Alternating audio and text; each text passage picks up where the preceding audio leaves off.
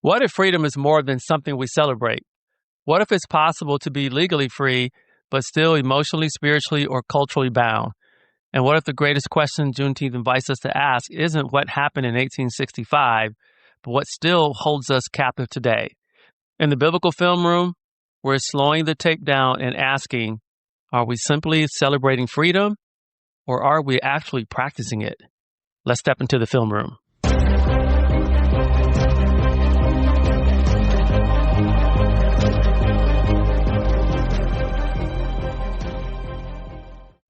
Hey, welcome back to the Biblical Film Room. It is Tuesday, June 26th. Thank you for joining me. This is Michael Jerome, your host. I want to dive right in and discuss a national holiday from a biblical and historical lens, Juneteenth. And the title of our episode is Juneteenth Through the Lens of Scripture. Are we celebrating freedom or practicing it? I always have a hard time saying practicing. That's a tough word for me to say. I want to share right off the bat, I am not dissing my culture, my background, my heritage. I was kind of hesitant to share about this topic, but I thought I have a responsibility to share God's truth on this holiday from a biblical perspective. And so I want to start out by asking this question: what's the difference between being legally free and living free? The Bible answers that question. Two different passages actually answer that question. 1 Peter 3:16 says, live as people, as free people, but do not use your freedom as a cover-up for evil. Galatians 5:1 says, it is for freedom that Christ has set us free. Stand firm then, and do not let yourselves be burdened again by a yoke of slavery. Two great verses. As an African-American man, I appreciate what Juneteenth represents. It marks a significant moment in our nation's history and reminds us that freedom delayed is still worth celebrating. I like that, because just because something is delayed, like a delayed party, hey, it's still worth celebrating.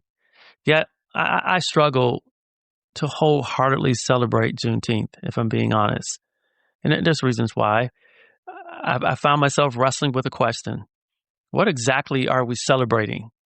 And it's not like I don't understand what Juneteenth is about. I do. It's a holiday commemorating June 16th, 1865, when enslaved Black Americans in Galveston, Texas, finally received word of their emancipation more than 2 years after the Emancipation Proclamation. Rooted deeply in the Black church, its spiritual history centers on faith, resilience, the biblical exodus, and the theological pursuit of liberation. Theological truth, biblical truth, gospel, Holy Spirit, spirituality is weaved all through Juneteenth. Their example was the book of Exodus. And I think about the book of Exodus, what a great example. And that's where our ancestors, that's what their faith was rooted in. So again, what are we exactly celebrating today when we recognize Juneteenth if we aren't focused on its historical context, which is rooted in the understanding of the oppressed people of God during the Exodus or before the Exodus? And I'm not sure when I look out at 2026, when I look at the state of the family in our communities today. When I say our, I'm referring to African-American community. I'm African-American, was raised in African-American community. So that's what I'm talking about. And so it begs another question. Does our pursuit of liberation reflect biblical faith and the biblical exodus, or something entirely different? And that's the tension for me. So Galatians 5, again, I'm going to read it. It's a great verse. It is for freedom that Christ has set us free. Stand firm then, and do not let yourselves be burdened again by a yoke of slavery. He's talking to believers. He says in verse 13, you, my brothers and sisters, were called to be free, but do not use your freedom to indulge the flesh. Rather, serve one another in love. So we've got two kinds of freedom. Freedom from what? Slavery, oppression, captivity. And freedom for serving God, loving others, becoming who God created us to be. So freedom from, freedom for. Freedom without purpose eventually becomes another form of bondage. That's what I see, my friends, in my community. I see a lot of freedom from, but not a lot of freedom for.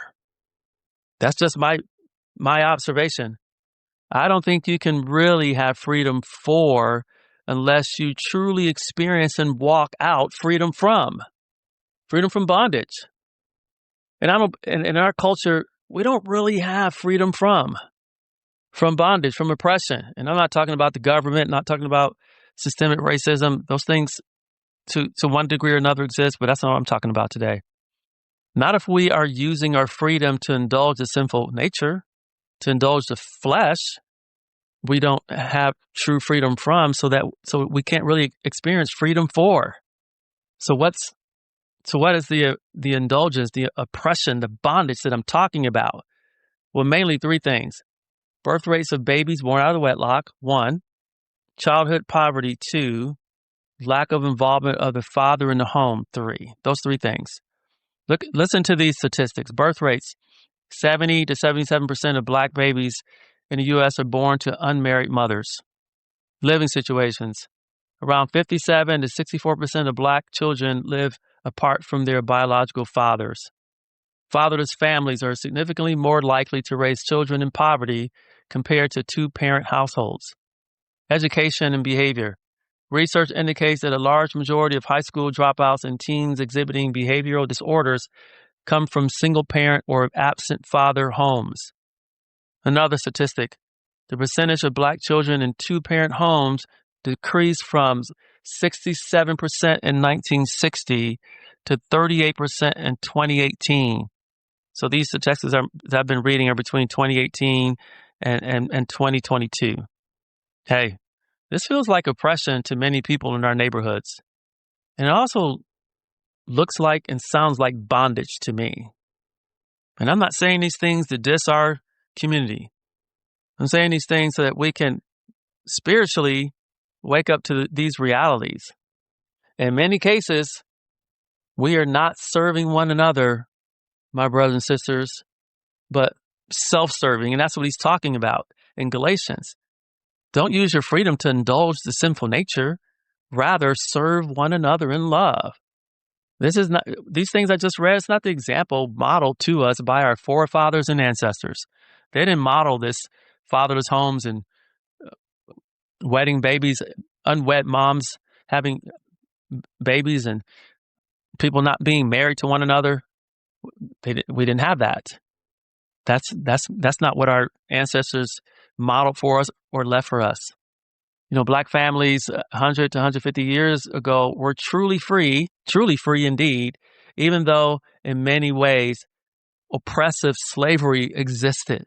I mean, slavery, Jim Crow, World War I, World War II, there were deep problems of racial discrimination and segregation, but black families were still intact.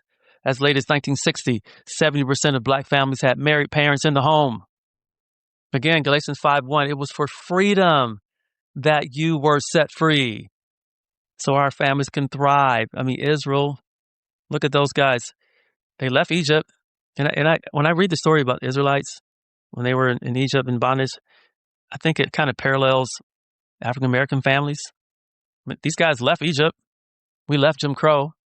They were physically free, but they repeatedly complained, desired Egypt, created idols, and returned to old patterns. Sounds familiar. We're physically free, my people, my culture. No segregated schools, no segregated bathrooms, hotels, parks, none of that stuff. But we have repeated some of the behaviors I just described that indulges the flesh. And those things can't be argued.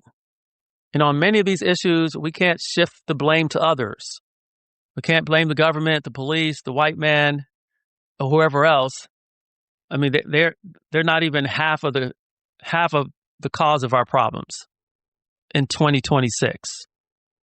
Probably had that alibi pre-1965, but not today, folks. Can our government do more? Yes. Is there still more to do to root out racism? Absolutely.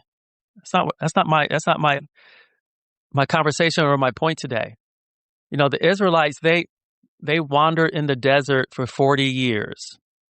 Wandering in the desert. That's many of our families in the hood, y'all. We're wandering in the desert. Our kids, come on now. I used to be a school teacher in the city schools. Our kids are wandering in the desert and they lack direction. We didn't lack that 100 years ago, 60 years ago. Since the 1980s, 40 plus years, Israelites wandered for 40 years. African American families have been declining in the ways I just described earlier. And I believe one of the things in our communities, we have displaced God as king and have put politicians, pastors, pulpits, pimps, pop artists, pundits, pro athletes, prestige, posturing in his place. Some of us, sadly, have returned to Egypt and have turned our backs on God completely. And so we're going back to Egypt. It does us no good to serve this God. And so we have more trust in the government than we do in God. Israel trusted more in Egypt than they did God. So they wanted to return to Egypt. And sadly, we try to lean on the government in the way the Israelites wanted to lean on Egypt. But hey, freedom, if freedom means fatherlessness remains high, addiction remains common, unwed pregnancies remain the norm, black on black crime continues, churches all around in our neighborhoods, but with little to no influence or authority, then are we truly free? And then we have terribly missed the mark and the real significance of Juneteenth. If these trends continue, I would think you would agree with me on this. Hey, enough of the bad news. How do we stop wandering in the desert of systemic broken homes and broken families and relationships? How do we stop desiring to go back to Egypt, i.e., depending on the government to provide for us, and return to a strong, steadfast faith in God, because He's the only deliverer and hope? What would it look like for Juneteenth to be more than a historical celebration? What if it became a celebration of spiritual freedom, family restoration, responsibility, discipleship, purpose? What would have to happen for this to be possible in our communities? I'm getting excited right now. Churches. You may think, what? Yeah, the church must have a singular message in these communities. The church. Because churches have an obligation to the communities that it serves. I believe they have an obligation. And here's that message. Here's that singular message from this one passage. Matthew chapter 9, verse 35. It says, Jesus went through all the towns and villages, teaching in their synagogues, proclaiming the good news of the kingdom, and healing every disease and sickness. When he saw the crowds, he had compassion on them because they were harassed and helpless like sheep without a shepherd. He said to his disciples, "The harvest is plentiful, but the workers are few. Ask the Lord of the harvest to send out workers into his harvest field." Listen, our communities need this Jesus to be invited back into the hearts and homes and schools and playgrounds in these communities where people are harassed and helpless and are shepherdless. We need shepherds, not celebrity pastors and reverends on pedestals. Churches in our communities. We need churches in our communities to teach people today that God is still concerned and He still sees the misery, and that people need to be taught to worship, to respond to this God, this Jesus. We need churches who model this Jesus who healed the disease and sicknesses of the people. We need healing of the disease and sickness of fatherless homes and unwed pregnancies through teaching, caring, praying, serving, feeding, educating. Yes. And he says, pray for the Lord to send out the Lord of the harvest, to send out workers in this harvest field. We need the hearts of the people like pastors, deacons, elders in these communities. They have a heart to serve these people. Because as I said, Jesus looks at our communities, I believe, and he has compassion because there's so many that are harassed and helpless, not by the government, not by police, not by the white man, but by some of our own indulgence of the flesh. Okay, we're going to wrap it up right here. If you're celebrating Juneteenth this Friday, and I hope you are, I want to encourage you and challenge you to reflect on the following. What have I been freed from? What have you been freed from? What have I been freed for? It is for freedom that you have been set free, he says in Galatians. Do not use your freedom to indulge the flesh. Rather serve one another in love. What still masters me? What habits still own me? What patterns keep me from becoming the person God created me to be? Hey, if you're listening to this podcast and you're not African American, hey, this is for you. This is for you. These questions are for you. I hope you actually got something out of the podcast as well. I was sharing this with I was going to do this episode with someone that I know, and they were like, and they're not African American. They say, "Oh, that sounds interesting. I think I'm going to tune in for that." So I hope you're tuning in for that. Am I legally free but spiritually bound? And what does freedom look like in my marriage, parenting, finances, and my walk with Christ? What does that look like? Can others see it? Hey, the greatest freedom in Scripture was never political. It was spiritual.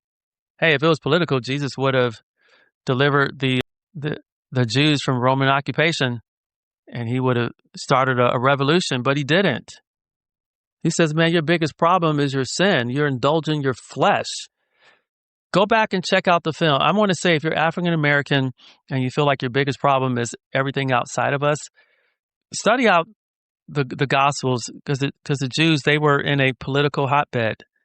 And in some ways, they were occupied by Rome. They didn't like it. And Jesus didn't come to deliver them from the Romans, from the government. He came to deliver them from their sin. And Jesus didn't simply come to remove chains. He came to make us new. And perhaps the greatest way to honor freedom, Juneteenth, is not merely to celebrate it once a year, but to walk in it every day. So if this episode challenged you, good. If it was insightful, hey, share it. If it was offensive, let's have a constructive conversation. I want feedback. In any event, my intent was to please God, not people. Like the Apostle Paul, I care about my people, so I'm going to speak the truth. And sometimes truth is unpopular, and that's okay. Speaking of unpopular or popular, however you want to view this, next week we're going to unpack another popular cultural holiday that people celebrate in the month of June, and it's filled with all kinds of rainbow colors. And we're going to talk about that in a few weeks after that. We're going to talk about Independence Day, all the holidays that we love to celebrate as a people, as a culture, as a nation. And we're going to slow down the film and unpack these issues biblically. Should be interesting. Tune in. I hope to see you next week and the weeks following. This is Michael Jerome signing off the Biblical Film Room. Godspeed.